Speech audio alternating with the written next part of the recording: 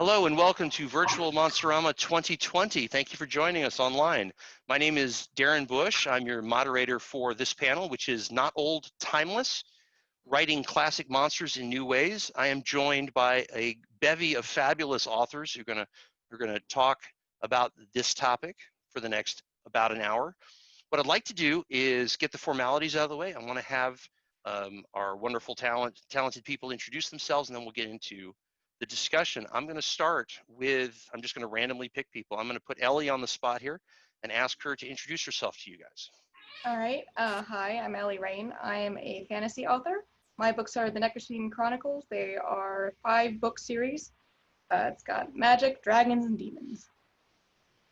Excellent. And Allison, could you introduce yourself, please?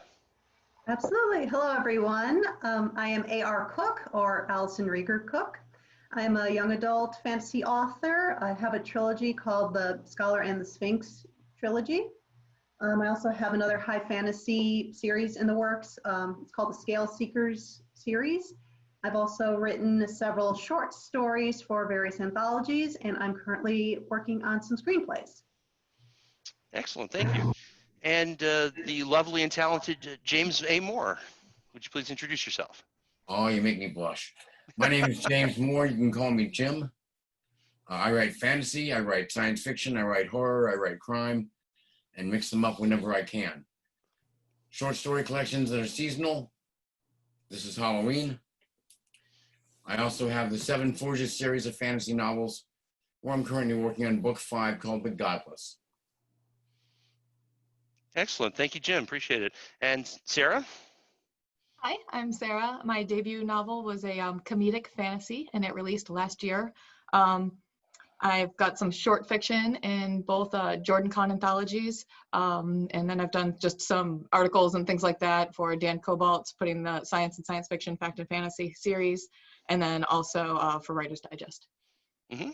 Thank you very much. What's the name of your novel? Oh, Double Crossing the Bridge. It's about a group of drunk trolls who pull a really suicidal heist. One of the one of the advantages of a virtual panel is that Jim can't reach across the table and slap me for saying something he doesn't like about my writing. Speaking of, writing, sir? I am writing, sir. Yeah, it's a different panel. We will. Good.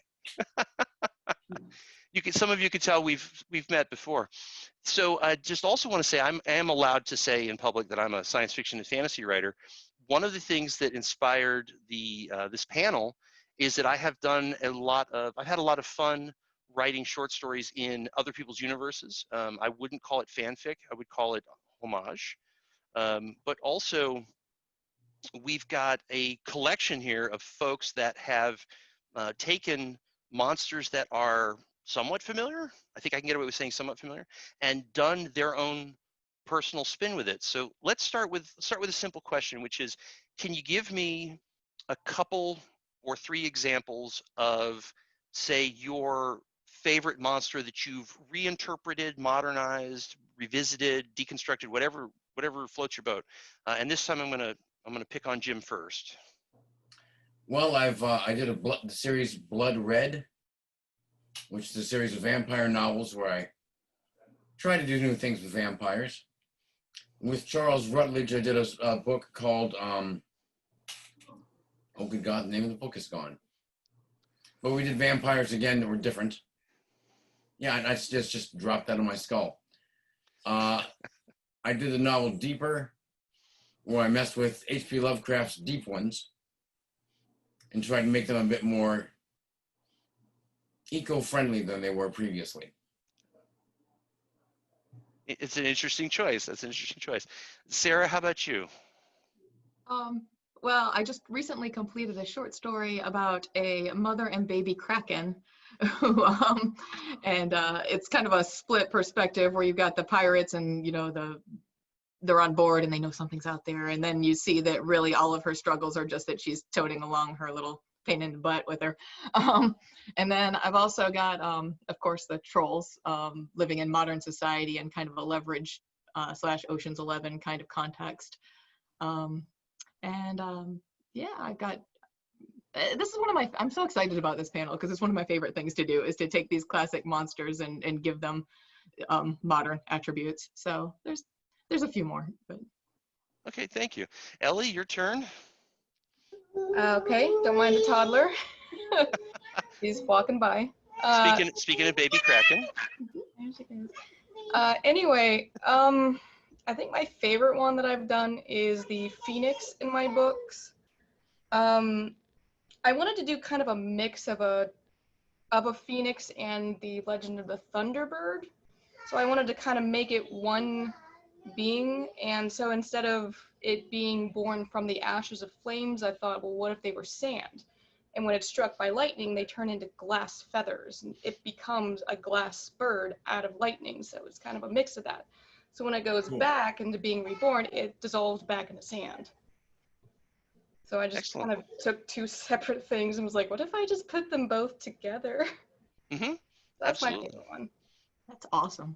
Thank you, Ellie. I appreciate that. So I saved Allison for last on purpose because I've heard a rumor that you've written a couple of books that are, I don't know exactly how to put this. They're almost literally classic monsters that have just moved into a more, not a modern story, but a more modern story than where we originally find them. Can I get you to talk about those guys? Absolutely. I assume you're talking about the Scholar and the Sphinx series. A little bit. Which is it takes place in the 1850s, so newer time period than a lot of the monsters in the book.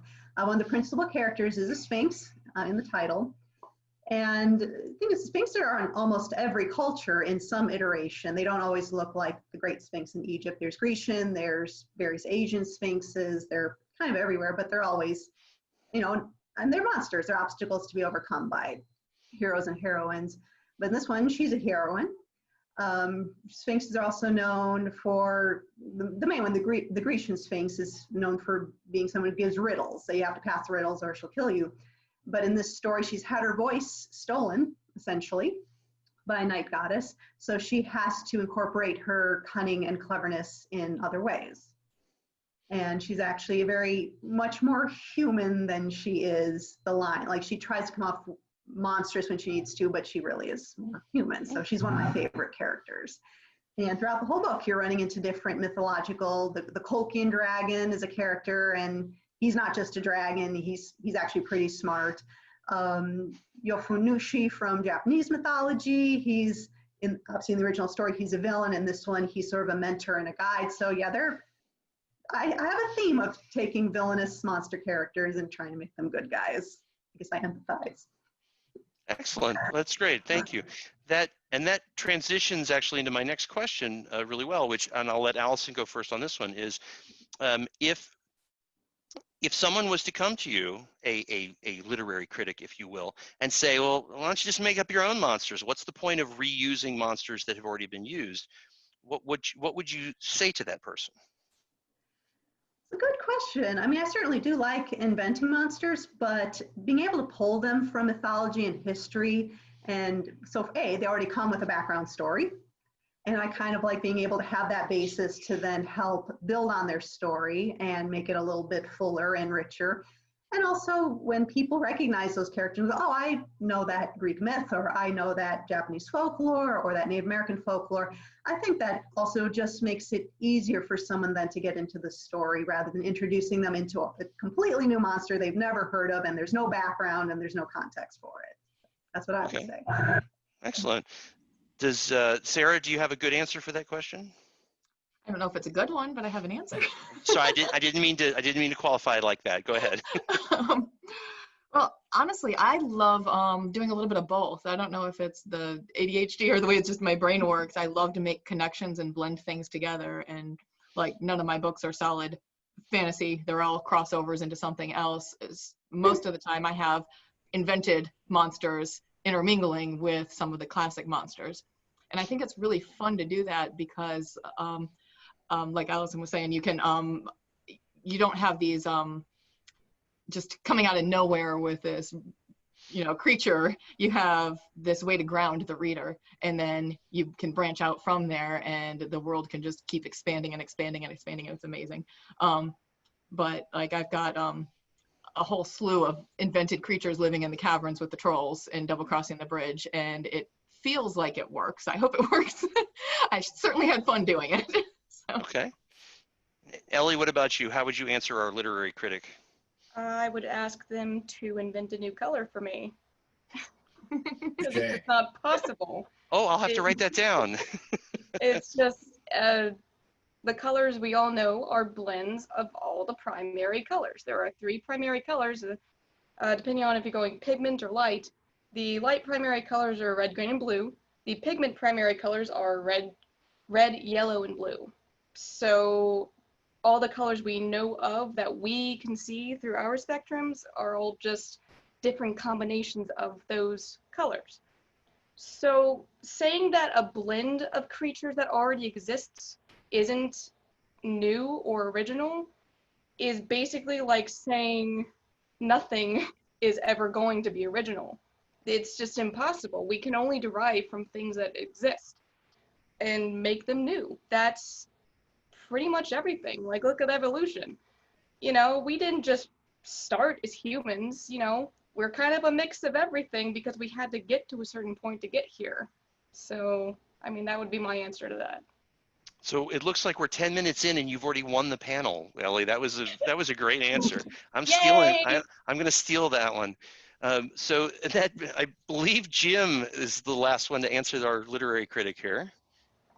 Well, I think it's a strange beast because in my fantasy I try to do original creatures. I don't want dragons, I don't want elves, I don't want trolls. Mm-hmm. Not because they're bad, but because I want to stretch my wings on that, as it were. Mm-hmm. But on the horror side, I almost always work with things that have already existed and change them around. I think turning a legend on its ear is an entirely different beast than creating an all-new monster. I don't think either is stronger or weaker than the other. They're different. And both have their strengths and their flaws. Excellent. Excellent. Wow, I love doing these panels because I just got 4 new pieces of information that were completely different but all relevant. That's wonderful. And so, Jim, I want to segue into something that I know you've worked on, which is, so all right, you're going to, like the literary critic, going to ignore that idiot and look into doing something fresh with a timeless monster or a familiar piece of folklore or something like that. How do you start off the research, and then is there an end point for the research that you can actually describe? Well, it depends on the creature you're dealing with. Let me give you an example. Now that I remember the title, Congregations of the Dead has a set of vampires in it with almost entirely new rules. But I didn't come up with most of those. They actually exist in various mythologies around the world. There's a different form of vampire in virtually every culture in the world. So we took some of the stuff that existed and just transitioned it away from what Hollywood has done, what Bram Stoker did. You didn't need a wooden stake to kill a vampire. You didn't need a cross because it wasn't going to do any good. Different type of species. Religion has no effect on them. As a matter of fact, our #1 bad guy is a highly religious vampire. He wants to give you eternal life.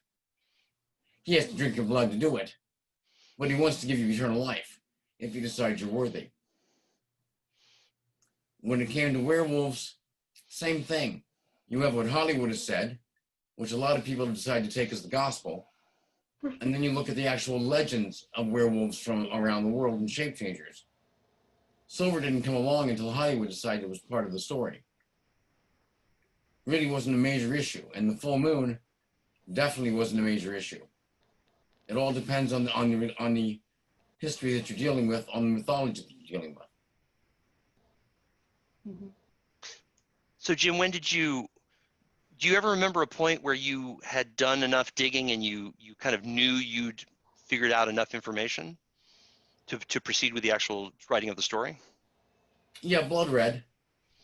I sat down, thought about doing a vampire novel, mostly because I was asked to. And at that point, I'd already done a lot of work with White Wolf Games on Vampire the Masquerade. So I'd already done very heavy research into vampire mythology from around the world. And I thought about it with Blood Red and went, okay, I can handle this. It took me about 10 minutes. Okay. I knew what I wanted to do and what I didn't want to do. Excellent. Excellent. Sarah, what about you? How does the research work for you in your writing? You know, I'm a researcher.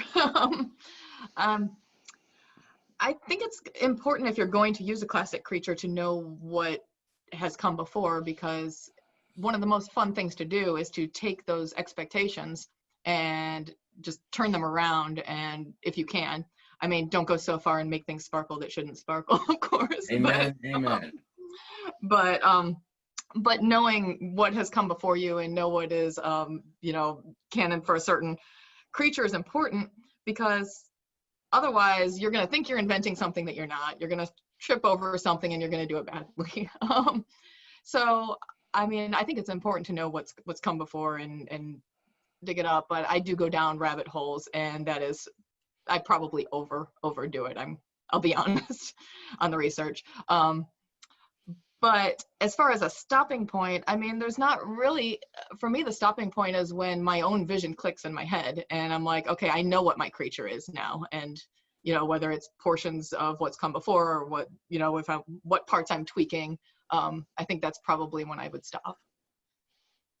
Okay. Thank you. Thank you. Ellie, how about you?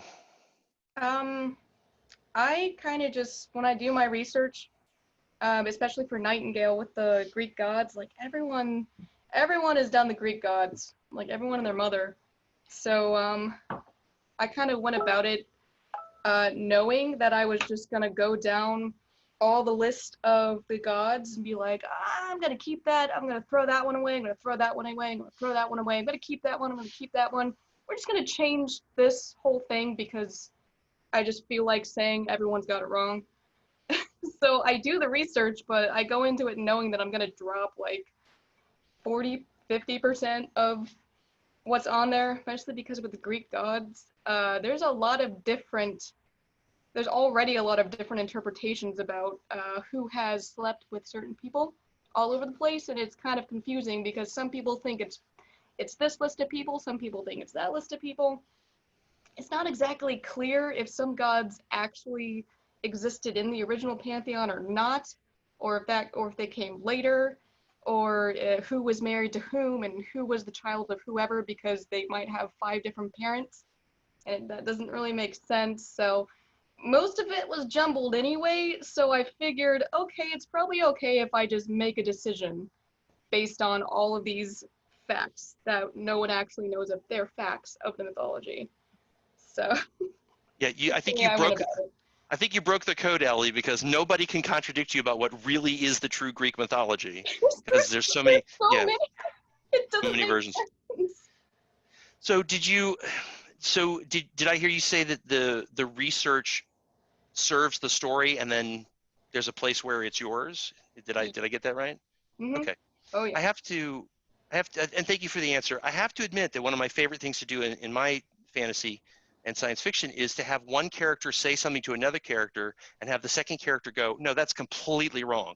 You're just wrong. Let me explain what really is happening with this dragon or whatever it is. Yeah, I wanted Hades to be a woman, so I had to explain that everyone just had her and some dude named Persephonus mixed up. I like it. Excellent, excellent.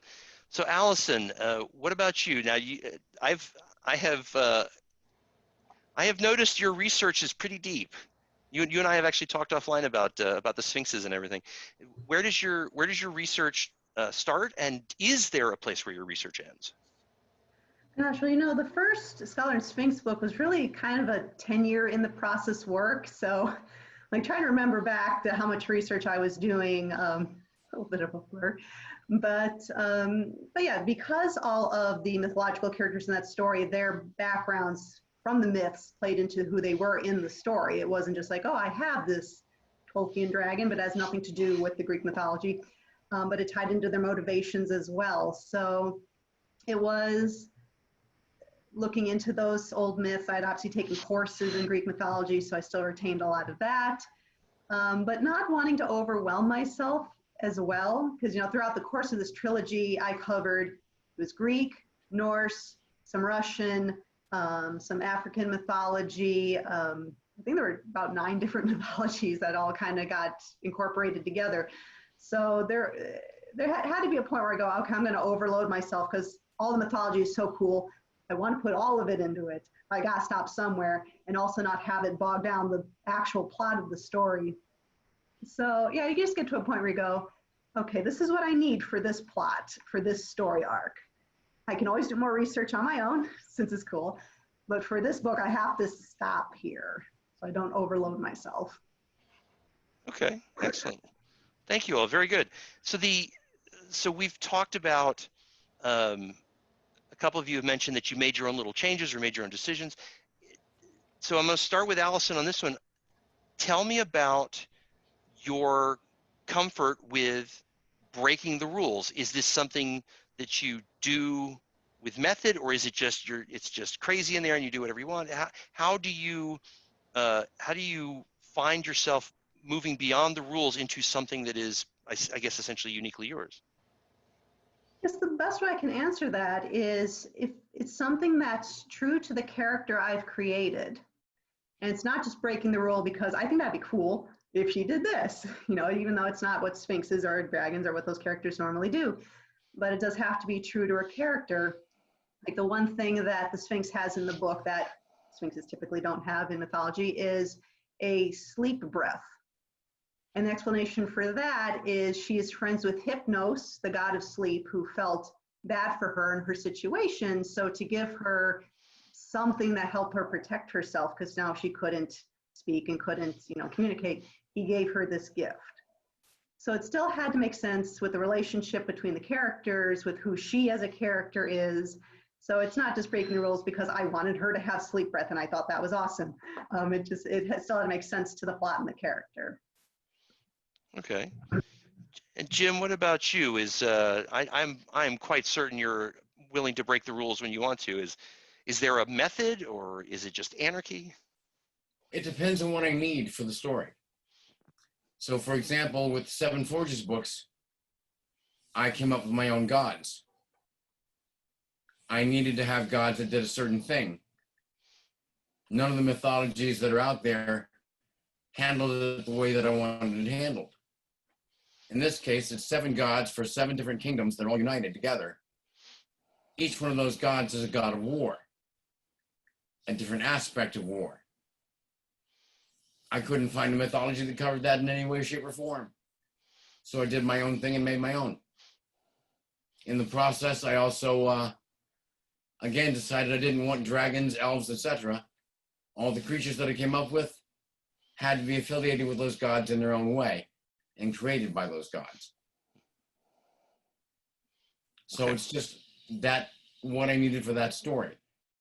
When I was writing Boomtown, it dealt a lot with Native American mythology, but I wanted to turn that on its ear. In that case, I changed the rules for what a skinwalker was very heavily. But again, only because it fit what I needed for the story. I'll change it mercilessly if I need to. Excellent. Okay, thank you so much. Ellie, what about you? How much fun is it for you to break the rules, or do you limit yourself on that? My basic rule is to always break the rules. It's. But that's a rule. I can break that too. I apologize. So okay, go ahead. But yeah, it makes it a lot more fun. I know you're supposed to know the rules and everything, but honestly, the trick is making other people realize that you do know the rules before you break them. Because most of the time, if you do know the rules and you still break them, it doesn't always come across, or people don't realize that you do know what you're doing. They just assume that you don't. So it's kind of this weird fine line of trying to convince people you know what you're talking about, while at the same time acknowledging that you're not going to do that on purpose. So Like there's knowing the always, rules of grammar. yeah, they're always changing anyway, though. So you can't keep up with those. Yeah, the one real specific example that we run into a lot is creatures or people from places that don't have any idea about English, and so their pronunciation is off. That's part of the story. And then you get into this whole conversation about, well, do I put an apostrophe every 3rd syllable in this language that I've made up that sounds like English but isn't? I put an S at the end of something if they're in Britain, or do I not? With yeah. toward or forward or backward. Yep. And now, so there's this spectrum of faking dialogue that goes everywhere from, I think, Allison, you've got a character that speaks with a sibilant. He's part lizard or something like that. And I thought your dialogue on that was really good. And then you go all the way to somebody who I will not name, because he's a famous author, whose kind of Scottish brogue is undecipherable, even though it's written on the page in front of me. And I have time to go, wait, what is, yeah. So thank you, Ellie, for reminding me about that. Sarah, what about you? What about breaking the rules and not breaking the rules? I think pretty much what everybody else said about having a reason to do it, or having, proving that you knew what the rules were to begin with. I don't think it's fun to break the rules if nobody knows that you're breaking the rules. And I think that it's a ton of fun to do it if you feel like you're going to get some kind of an emotional rush out of people from it. Maybe that's maybe that's a little sadistic, but I'm a writer, so I'm allowed to be. I don't know. I break a lot of the rules, but I try to do it purposefully. I try to do it in a way that is serving the story for me, or serving the character. Excellent. Okay, well, good. So let's try this. I got an interesting question for you guys, and I'm going to ask Sarah to go first on this one, which is there a, forgive me, I'm going to use the term bucket list. Is there a bucket list monster? Is there a monster or a mythology or a god or a pantheon that you are looking forward to deconstructing or reconstructing in the future? Not for me. If I have to do whatever worm has wiggled its way up my butt, I got to do right then. So every project that I'm doing is a passion project, and I'm working on my passion project, and I step away from it to work on something else. So I don't really have a bucket list, because I do them as they occur to me. Okay, I'm all right with that. Allison, what about you? I know a while back I started a novel, which I just need to get back to, that I got really excited about in the beginning, and it was basically about Alaskan Inuit mythology. And I really love the story. It's just one of those that I started doing the research, and I have to do a lot more research to make sure I'm accurately, because I do want it to be accurate to the mythology of the cultures as well. So that's just one that's been on the bucket list for a while, and I started it, but just need to complete it. Okay. Jim, how about you? I mean, is there a monster you haven't written about? Yeah, I'd love to do something along the lines of the Frankenstein monster. Haven't done it yet. Been thinking about it for a long time, but haven't figured out what I want to do. And close on the same lines, I'd like to do something more with the Legend of the Golem. Yes, it is Both of those characters that have a lot of potential. Yeah, the original mythology of the golem is not anything like what we think it is. No. It's amazing. It's amazing. Ellie, how about you? Have you got bucket list monsters? I've got one that will be coming up. Maybe after I'm done with the middle grade series. I have one that I want to do with Jormungandr. You know, the world-eating snake that kills Thor, brings Ragnarok. I really want to do a different take on that one, because, you know, he's supposed to be this enormous, like, snake thing, but I want to make him accidentally have all of that power, and then I want him to be shrunken down with all that power into a teeny tiny little dragon ring. Because I want him to accidentally be a witch's familiar, that she binds them together by accident. So she brings Ragnarok with her, and he can't kill her because, you know, because they're bound. If harm comes to her, he dies too. So I just think it'd be funny to make this enormous giant creature that's supposed to destroy the world suddenly be teeny tiny and powerless. It's like a teeny terror of hate. Okay, good. Write that down, Ellie. That's a good title. So how do you guys feel about the concept of crossovers? I don't know if that's related to this or not, but I want to ask. the idea of just taking two different things from horror or supernatural or fantastic fiction, just taking the two of them and squishing them together and having them, I don't know, meet in a saloon somewhere, seems to me to be a little overdone. That's just my personal opinion. But I wanted to know how you guys feel about that there so many crossovers are happening and how that relates to what you're doing with revisiting or deconstructing classics. And anybody who wants to chime in on this one? Can you Is that give a bit more? is that a tough one? Can you give a bit more examples of what you mean by the crossovers that you're talking about? Well, unfortunately, if you name a superhero and you name a monster, they're in a book together right now. It's, I mean, I can't, I'm not trying to be rude.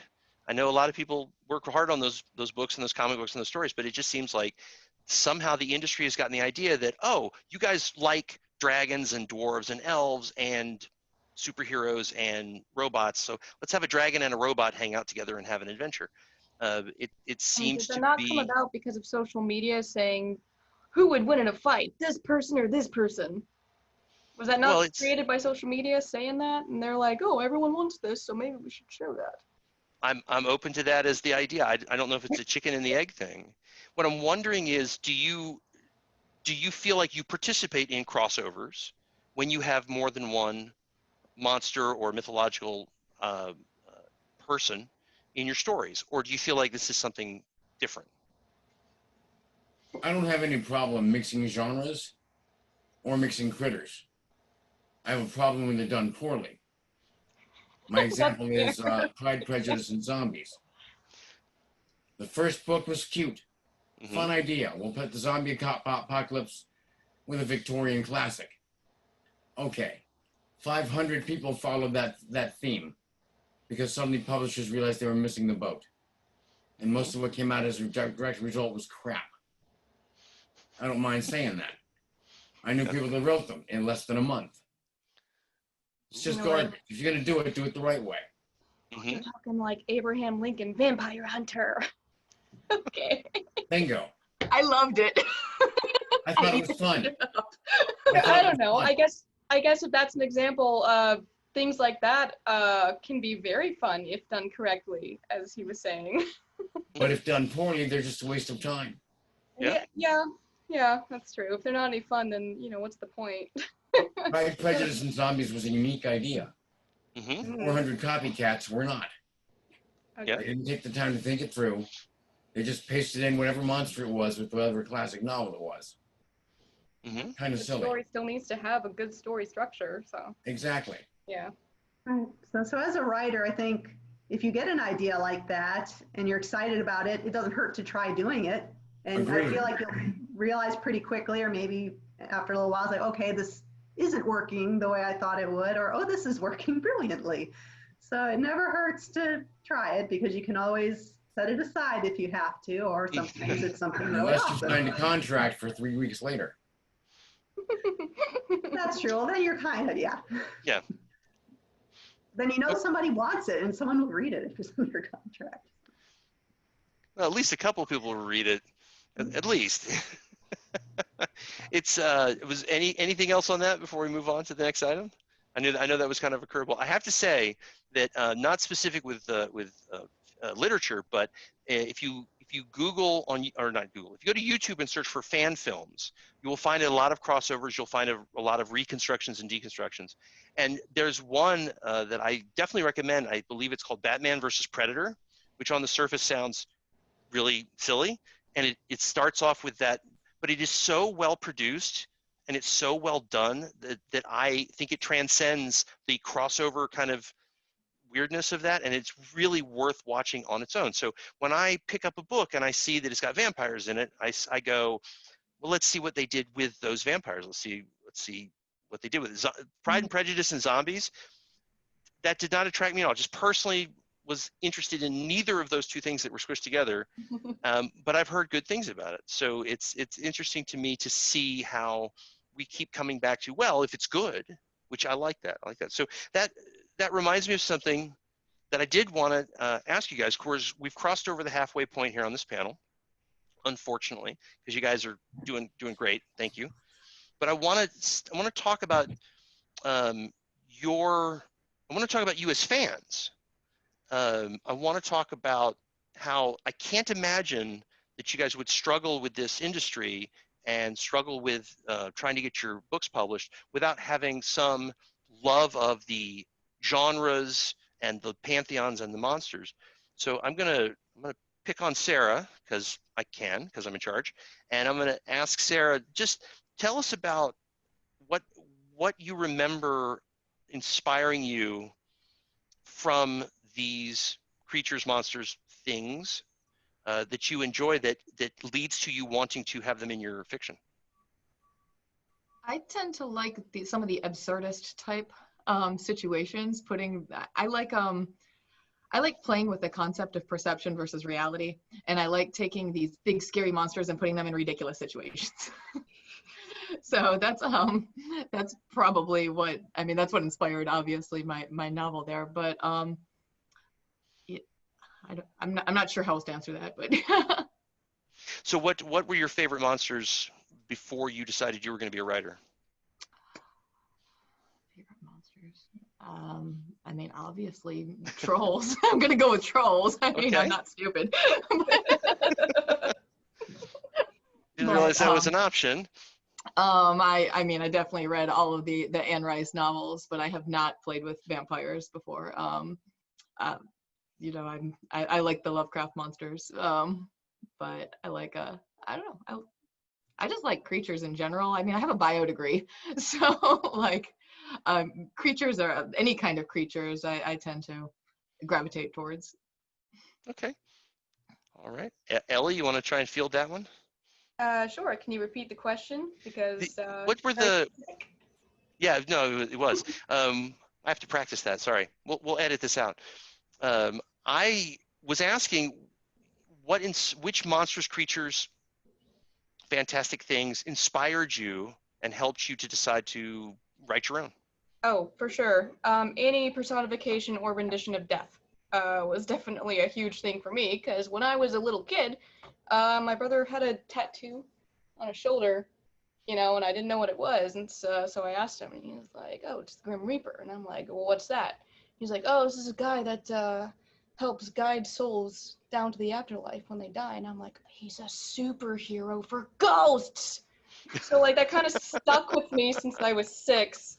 So it's just like every time I see or read or anything having to do with any personification of death, I just soaked it up like crazy. So I think that the first one was like some of the fairy tales. Does anyone remember Godfather Death? Because like no one ever remembers Godfather Death, and I'm not sure why, because it's part of the Grimm fairy tales.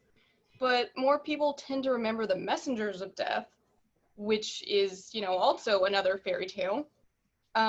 So like most of this started, look at that. Most of this started with, fairy tale stuff when I first found out, oh, there's more stories about this thing. And, then Terry Pratchett, having the wonderful character Death in there was probably my favorite rendition, because he was just, to me, he was my favorite character because he was funny as crap no matter what. He was always trying to get someone else to do his job. Just always trying to get someone else to do his job because everyone hated him. No one invited Death to parties because who wants Death at a party? It was so sad, but it was funny at the same time. So yeah. What's your question? Oh no, I was trying. Sorry to interrupt. I was going to say, do you have any Reapers in your stories, Ellie? I'm not sure. Oh man, I wonder. A few thousand. I don't know. Maybe not. But I think the other one was dragons. Because I love dragons with all my heart. Because if you look, I've got little pictures of dragons with very, very immense detail with scales, like drawings when I was like 10 or something. So yeah, Death and Dragons. That's what I got. Okay, that works. Allison, I liked you. We're all learning things here. Allison, how about you? What inspired you to write about them? Gosh, well, I grew up on a staple of fairy tales being read to me at night and also animated Disney movies. And I think eventually as a kid, I just realized the story only got good when the monster showed up. And also, I also vaguely remember like one year, I forgot how old I was. I think I was 7. For Halloween, all my friends were going to be princesses. So I was going to be a princess. We all going to be princesses together. And I said, wow, being a princess is really boring. Like I get to wear a pretty dress, but it's kind of boring being a princess. I want to be the dragon. The dragon gets the cool stuff. I saw the Dragon's Lair video. Princess. So I just started like collecting dragons, you know, and just had all these plushies around. And I think it just kind of stuck with me. It's like the story gets good when you get the monster in there. Like everybody else is like, whatever. You can live happily ever after at the end of the story, but the story's only good when the monster's in it. All right, thank you. Jim, how about you? Universal monsters spoiled me for life.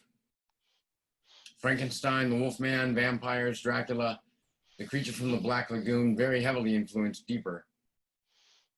I like the monsters, and I've always liked the monsters who had more than one dimension. Frankenstein wasn't just out there killing things. He was horribly misunderstood, that poor monster. Mm-hmm. He just wanted to get along with everybody. Nobody wanted to get along with the 8-foot-tall pale guy. Wolfman had 3 bad days out of the month. Sounds like my sister, frankly.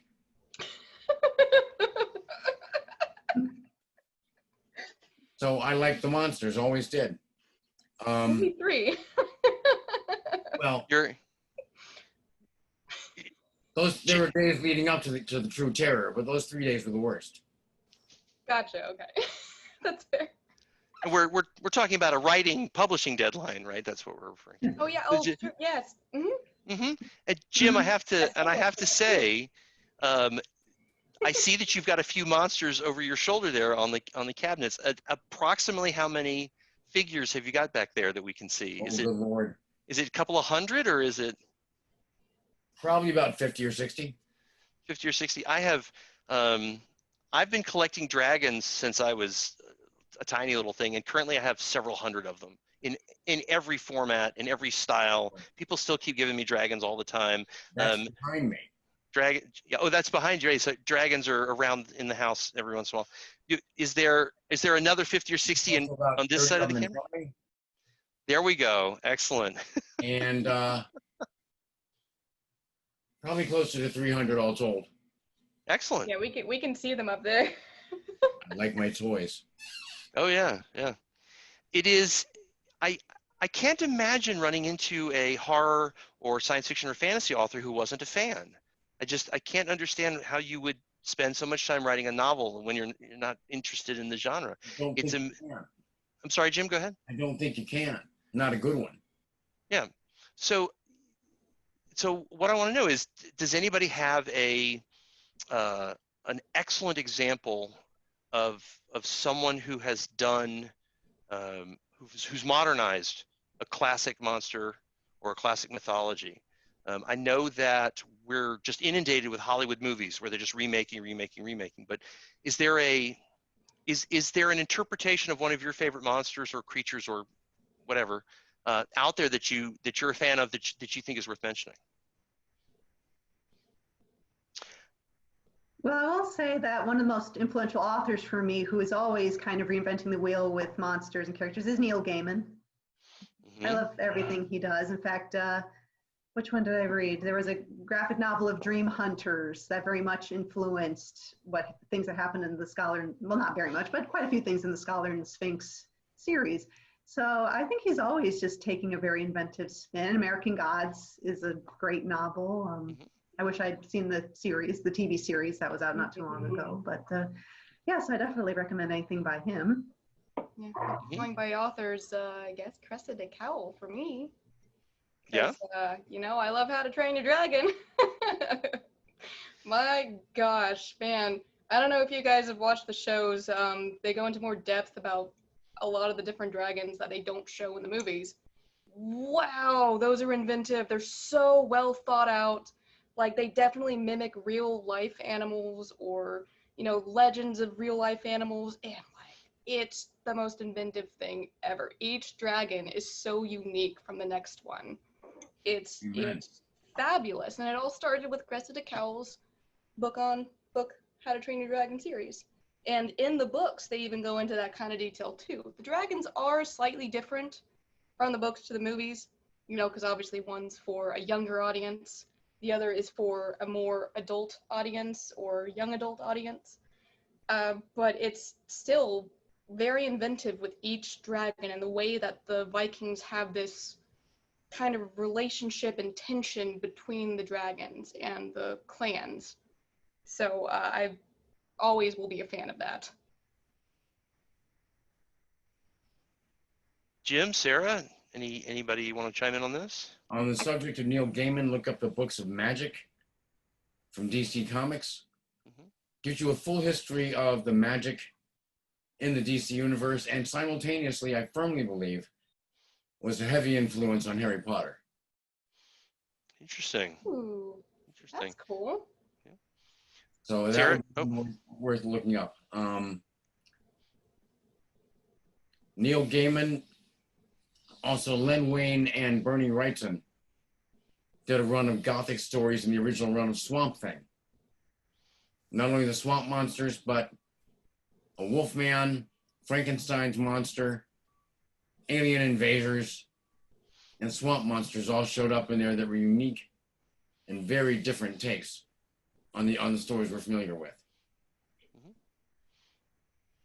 Sarah, did you have one for us? I kind of love the way Scott Lynch does monsters because they're a combination of some of the more classic type monsters and straight up like biology. And that just gets me, like the devilfish and the stiletto wasps and all those kind of things. I just love how he does that. And anything Tim Burton does Amen. makes me feel good. Yeah, I have to admit that I'm a huge fan of Jim Butcher's interpretation of a lot of classic monsters and creatures. And I think part of it is because, and this is just my interpretation, is I don't think he's taking himself seriously at all in this process. I think he really is serving the story, serving the entertainment of the reader. A zombie Tyrannosaurus Rex as Exhibit A. What a great moment in urban fantasy. But also, I think that he does a very good job of pointing out to his audience that he knows that his audience knows these creatures from before him. There's the best case example that I can come up with is when literally, I think somebody asked Dresden, the practicing wizard detective in Chicago, asked him about what happened to the vampires with the sunlight and the stake through the heart and everything. And he explained that guy Stoker wrote the manual on how to kill that specific kind of vampire. So they're gone. There are these other kind of vampires that are floating around that are, the basic concept is the same. They're familiar, but they're not bloodsuckers. They're something else. And I think last time I remember, I think there were 3 variations of vampires, maybe 4. I'm a little rusty on those books, but it's a great example of where you start off with a story about, he has a novel that's nothing but werewolves, and you're like, oh, okay, more werewolves. But what he does is he exploits that, oh, isn't it more werewolves? Because the whole point of the story is that there are 4 kinds of werewolves in this book. That's the point, right? I'm not going to give away the ending, but the fact that there are 4 completely different mythology representations of what a werewolf could be, that's the point of the story, and that's the mystery to solve, is what's going on with all these werewolves. And I would say that my guess is he did his homework. He did his research well. And if he didn't do his research well, he really did a good job of getting away with it. So any other examples before we head toward the last question and we start wrapping up? Oh, okay. So this is a question for extra points. This is optional credit here, which is, can you think of a famously bad example? And sparkling vampires are not on the list. We've already covered that. Is there a famously bad example of someone trying to bring a classic monster into modern parlance or to redo them and it just went? I'm expecting Jim to jump up on this one, but maybe not. I'm going to plead the 5th. Oh, okay, excellent. So is this a friend of yours we're not talking about? No, I just don't do that to other authors. Can't do it. Okay, fair enough. Fair enough. Fair enough. Ladies, anything? The only don't- example I can think of is the Mummy movie that killed the Dark Universe series before it even got started. Mm-hmm. Kind of disappointed. I would have liked to have seen what they would have done with the other monsters in the Dark Universe series. I think they just let off probably on the wrong foot, but that would be the one I can think of. Yeah, that was unfortunate because it had such great potential. It is really hard to disappoint me with monsters. Yeah, I I'm tell ya. blank on that. Fair enough. Fair enough. I was listening to somebody on a podcast talk about a monster movie, and they said it's 45 minutes into the movie. Where's the monster? I was like, I kind of just thought of something, but I'm not sure if this counts.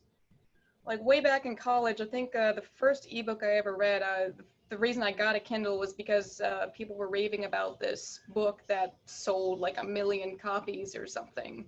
So I was like, oh, it must be great, but you can only get it on ebook because that's all it was on. So I went in there and I basically just read a less proofread version of Twilight, but instead of vampires, it was trolls. And instead of sparkly stuff, they had kind of greenish skin. But like the character and the stories were all pretty much the same. All of their powers were the exact same. So for me, it was a flop. I have to assume other people liked it, but it just seemed like the exact same thing as Twilight, so it didn't really do it for me.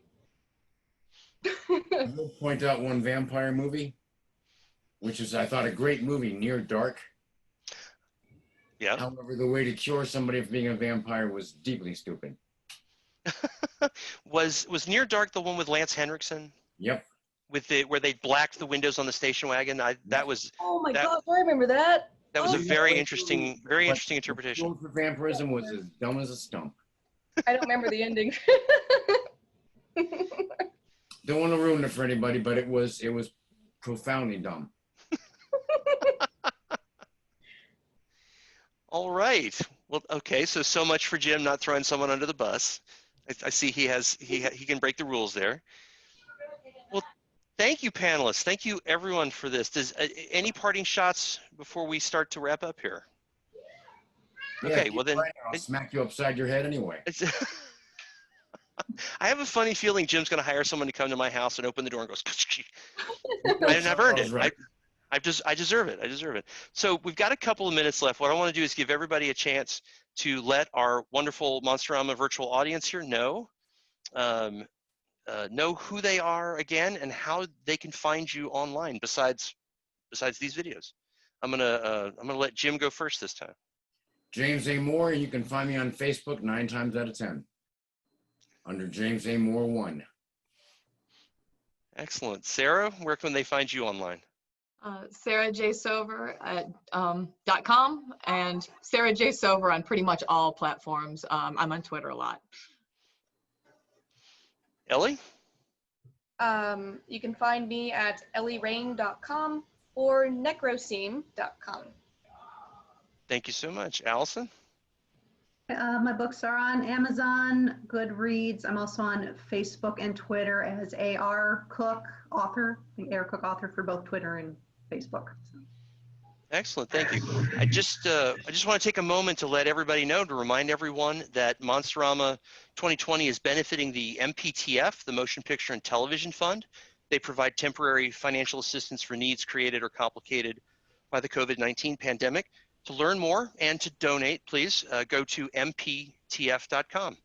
And I just want to add my personal note to that these are the folks that make all of this wonderful television and movie entertainment that we are essentially referring to.